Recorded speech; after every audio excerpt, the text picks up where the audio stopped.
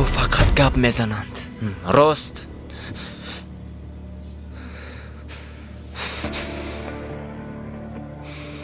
بعضی‌ها باشد خود به خود بیهوده گپ میزنند.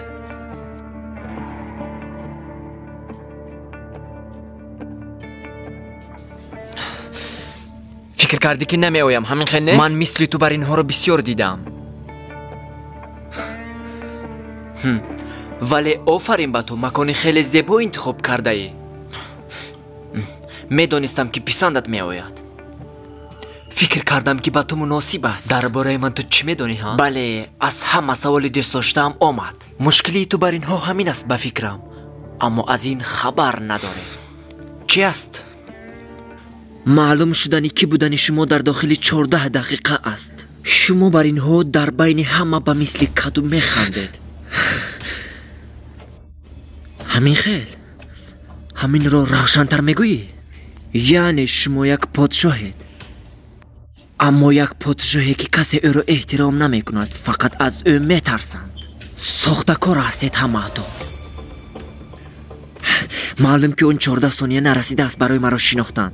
از این غمگین شدم. خواطر نشو، حالا شناس می شویم. برای جنگ قاعده داری؟ اگر ترس داشته باشی بگو، آنها رو همچون قاعده مانیم. هست. بعد از مغلوب شدن در این جنگ به خودت ضرر میرسونی گفته خیلی میترسم، اما با این مانع شده میتوانم یا نه نمیدونم. کسی غالب شد پادشاه اوست. خیلی خوب، مصلحت پخت.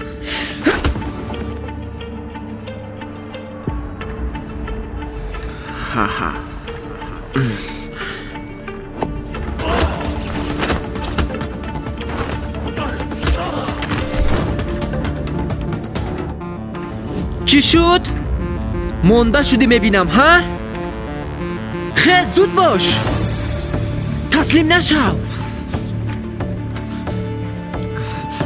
هرگز